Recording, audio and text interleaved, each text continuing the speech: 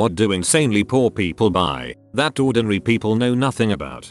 When I was child, Burger King ran a special kids meal where it was too many burgers that were attached to each other like a weird conjoined burger experiment. Sometimes we would go. My dinner was 1.5 of the mini burgers. My mom's dinner was the half I didn't eat and she would fill up on the free refills of soda.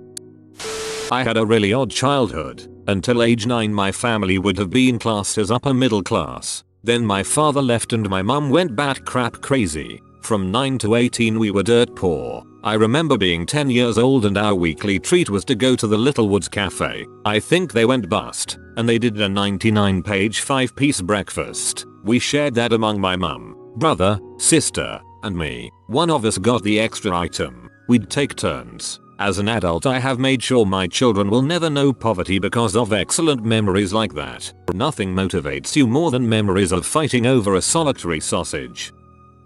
I had to move out on my own when I was 17. I had no money at all and drove an old clunker Camry. I got a flat tire to match the flat spare in the trunk. I went to the discount tire on the east side of Indianapolis, where I was living, to see if they could patch it. When they got it on the rack, they said that belts were showing around the tire. In fact, all of the tires, and I would have to replace all 4 tires. I thanked them, went outside, sat in my car and started crying. The manager came out and knocked on the window. He said that he had a set of tires that would fit my wheels that someone left when they got new tires. I told him thanks, but didn't have any money. He told me not to worry about it and when I graduate, to come back and buy my tires from them.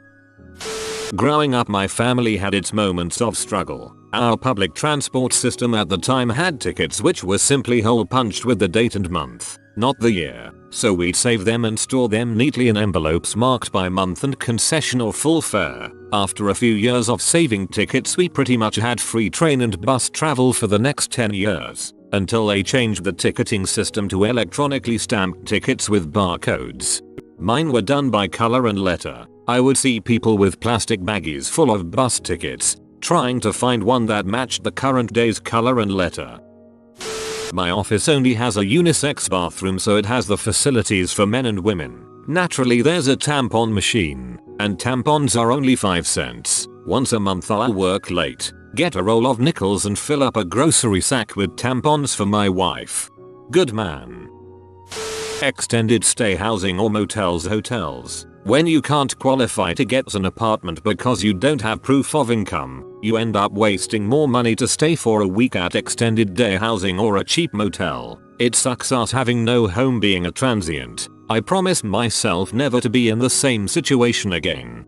I have had students who've lived in extended stays. Apparently common practice in some places is to stay long enough to establish tenant rights, then stop paying until they are formally evicted. After that, rinse and repeat.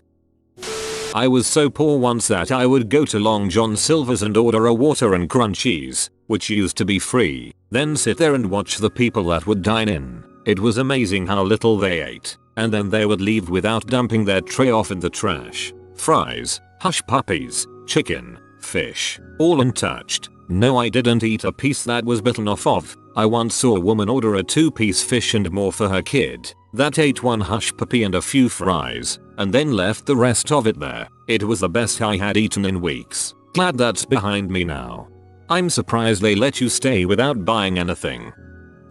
Lots of school systems do free lunches for kids under 18 during the summer. When I was a kid I remember my dad taking us to get lunch at the school then go play disc golf, soccer, or do something else free and fun. It was a blast and I had no clue it was because we were poor. Dollar theaters, and sometimes they have a free afternoon evening show for kids with the purchase of a parent ticket. Many movies were seen by the 3 of us for $4 with a shared popcorn and coke. My dad was amazing at making us feel rich on basically nothing. Good on him. You really realize how much your parents do for you once you get older and look back. Hope you're better off now, bud. The generic version of spam is called treat. You learn that sort of thing as a kid. I have been both very poor and very comfortable. A lot of very true statements already posted here, but here's what I have noticed. When you are broke, you can't plan ahead or shop sales or buy in bulk. Poor people wait to buy something until they absolutely need it, so they have to pay whatever the going price is at that moment. If 10 packs of paper towels are on sale for half price, that's great, but you can only afford one roll anyway. In this way, poor people actually pay more than others for common staple goods. This is true. It's expensive to be poor in the US. Stuff on layaway. My mom would always go to this store that sold heavily discounted irregulars and put it on layaway for our new school clothes. After selling plasma, I would walk to Wendy's and eat the crackers and ketchup for dinner. Learning the times of the day when meat, bakery, fish, vegetable and miscellaneous items are reduced to 75% at the local supermarket. I've been learning for years, but it's a good day when you find 400 grams of fresh mince for 99p, and you have warm filling food that you used to take for granted when living with parents. One thing I've noticed about being poor is that you become almost vegetarian because meat just costs too dang much, frozen or fresh. Another thing would be buying the cheapest large container of yogurt and mixing in jam for fruity yogurt. But that's not about being poor, that's just a good idea.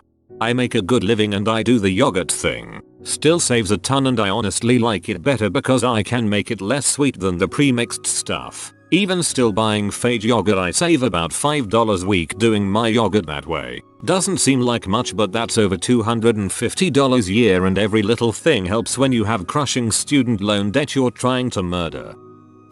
A buddy of mine went through a tough time a few years back, and I didn't know about it until he told me about a year ago. One thing that stuck with me was that he made just enough money to survive. By survive, he meant literally enough money to pay rent, utilities and the cheapest, worst food he could buy. He couldn't afford transportation, not even the bus. He told me about a span of a few months he went through where he literally only ate water, dry noodles and peanut butter. For a few months, he worked at a restaurant and they cut his hours. He couldn't find other work. His first big reality check was that he had to sell his car to make rent one month. The next month he started selling other unnecessary items, like his old TV, some old appliances and his nicer clothes. He got to the point where he was doing his laundry with dish soap in his sink. He couldn't afford deodorant, razors or any of the things we take for granted, so he'd steal them from the grocery store. He didn't like to do it, but he had no choice. He never got caught. When he told me all of this, I was floored. I wish he would have told me when it was happening. I would have helped any way I could. At that time, I was by no means living a fancy lifestyle, but I could have thrown him a $20 spot here and there to help him put some groceries in the house or some TP in the bathroom. Frick, just thinking about it makes me ill. He's still poor today, but he works full time and is happy, at least from what I see. At-home surgery. Used a pair of needle nose pliers, a razor blade and some antiseptic superglue to remove a cyst on my forehead. The secret is to cut it in a cat's eye shape. Quickly push the skin back after you pull the cyst out. Don't let it pop, and get the glue on fast. Burn like 10B on a B-boat, but it bleeds a lot and you have to get it on quick to stop the bleeding. My dad pulled his own tooth once. Said it hurt less than the tooth itself. That was one poor mother. I wonder where he's at. The first 4 years of my life were spent in abject poverty. As a child, I would ask my mom if we could get a candy bar. She would explain to me, at age 3, that we could get the candy bar, but if we did, it meant we couldn't afford a 2-liter of Coca-Cola. She would phrase it like so: if you get the candy bar, it'll be gone in a few days, but if you get the Coca-Cola, we can have Coca-Cola for the whole week. Amazingly, I knew enough to understand that Coca-Cola for over a week was a better deal than 2 days of a candy bar. As a side effect, I was regularly told no when I asked for things I wanted, mostly Lego sets or He-Man toys. Around age 6, my father's stake in a mineral prospecting company finally paid off. Turns out he had been putting every dime he had into it since before I was born. We went from surviving on mayonnaise sandwiches to having 2015's equivalent of $10,300 per month in income. My little sister was around 2 or so at this time, and she was getting everything she wanted. For the first 6 years of my life, I had learned that asking for things I wanted would always end with a no, so I never asked for anything. My parents weren't able to put it together until my grandmother got very sick and came to live with us. The whole family was out shopping, and my grandmother knew I loved Legos, but I didn't ask for a set of them. Meanwhile, My little sister had a Barbie doll and a My Little Pony in each hand. She stopped and asked me, "Rathadin, you don't want a Lego set? Mommy and Daddy always tell me no, Grandma. We can't afford them." I have only a very vague memory of this, but before she died, my grandmother told me this story and said that my mom broke down in tears in the middle of the store, sobbing. My dad had a look of defeated failure on his face, according to her. Apparently, it simply never occurred to them the reason I never asked for anything was because I had always been told no. For Christmas, I got 3 Lego Technic sets. Powdered milk. I once worked in a call center and an old lady called almost in tears that cable went up by $1.50. Her line that she repeated more than once was that she couldn't afford fresh milk and had to buy powdered milk, unless it's due to a lack of refrigeration available or some sort of allergy. Only the very poor would buy powdered over fresh milk. We drank powdered milk growing up. It was terrible. Sometimes my mom would mix a bit of cream and to make it taste better. It didn't work. Ugh. Thanks for bringing up this painful memory. I knew a guy that would go to a livestock feed store and buy antibiotics and some other meds there that were meant for farm animals when he got sick. There was another med he'd get at pet stores too. He'd just cut the pills into smaller pieces to try to guess what the proper mg amount was. It's apparently crazy cheap for certain meds and doesn't require a prescription or govt oversight like it would at a normal pharmacy. My parents would just get cheap antibiotics over the border in Mexico. That and roach poison and some other stuff like that we probably don't carry in the US. For a good reason.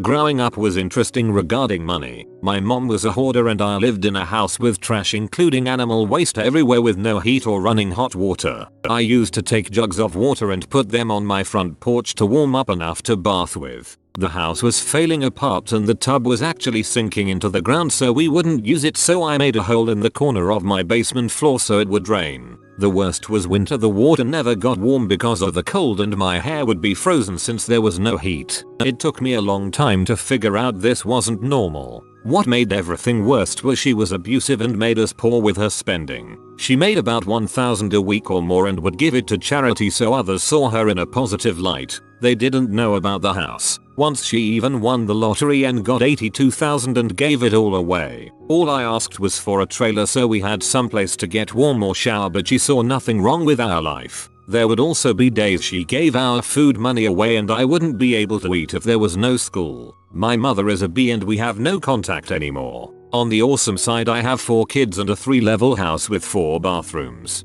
Guess who showers all the time with hot water now?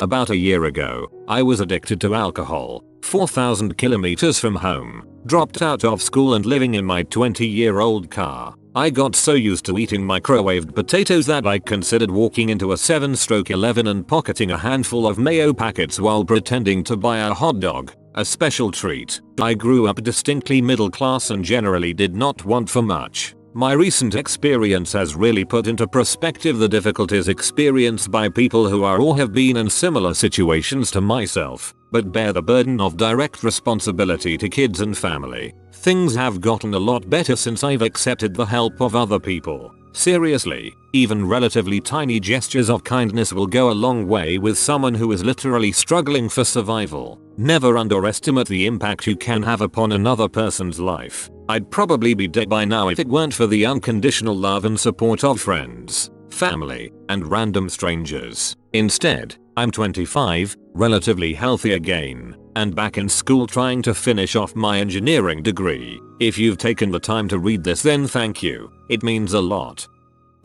Rent to own furniture. $500 flat screen becomes $2,000 when you pay by the week.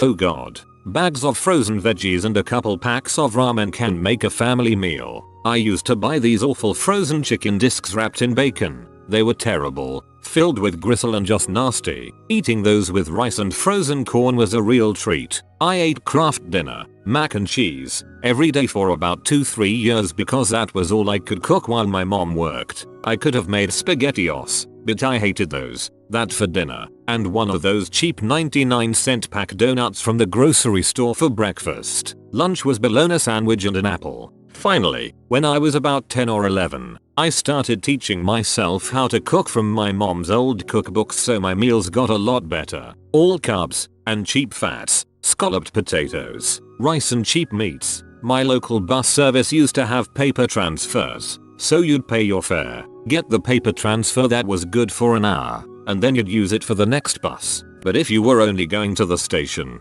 you'd get a paper transfer anyway, then hang around the station for an extra 5 minutes to see if anyone needed it. Conversely, you'd wait around for people getting off the bus to see if you could score someone's transfer. This only worked if you weren't switching buses, but I got quite a few free rides this way, and gave many a transfer away. Going without meds, living in constant pain because you can't afford a prescription. I remember laying in my bed at night, and my mom would be sobbing in her bed from pain, because she couldn't afford the meds that would treat her rheumatoid arthritis or anything but generic Tylenol for her pain. I guess that's not really buying anything, but while we're down memory lane, saving your birthday money from your grandma and aunts and uncles so you can pay for a babysitting course that lets you babysit at 12, getting a babysitting job at 12, and babysitting every day from 3 until 7 or 8. To earn some money, giving that money to your dad so he can pay his phone bill and put gas in his car, getting a real job at 14, working at a fast food joint so you got to eat dirt cheap, still giving your dad money, but this time knowing it is going to the casino with a bar, but still doing it anyway. Being poor was awful. 0/10 do not recommend. You have been visited by the cat doctor. Comment cat health to get good health and do not get sick. If you are new to the channel, you can subscribe. I publish new videos every day. Until then, check out another video, or don't. Either way, have a great day you magnificent people.